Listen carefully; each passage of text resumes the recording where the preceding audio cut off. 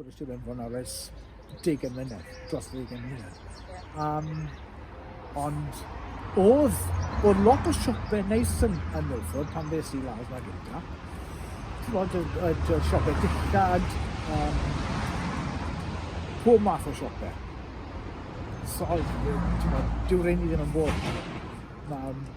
Beth sy'n dati nawr, betting shops.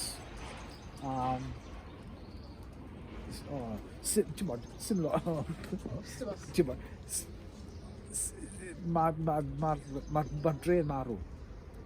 Pam yn dy farn di, pam ti'n meddwl?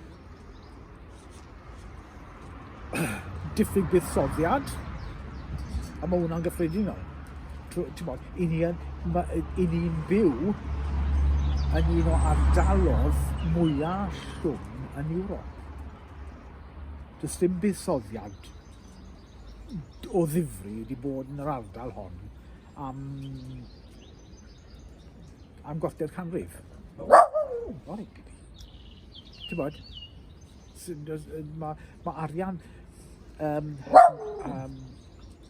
mae swyddi da i gael yna, ambell un. Mae swyddi yn LNGs rai o'r diwydiannau sy'n mae swyddi i gael yna.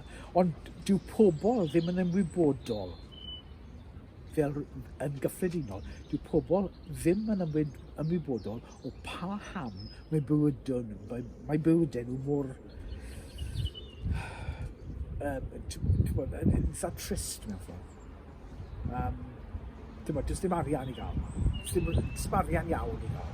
Mae'r math yma o gyfoeth a ffind fi yn y dinasoedd, mae'r math yna o gyfoeth yn cael effaith ar bob un sydd rown yna.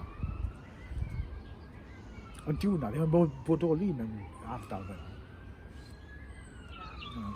A mae hwnna'n, fel yw'n, does dim buddsoddiad iawn wedi bod am quarter canrif. Mwy yw'r lle. 10 mlynedd ar ugain. Yeah. Sure boy. So nice to meet you.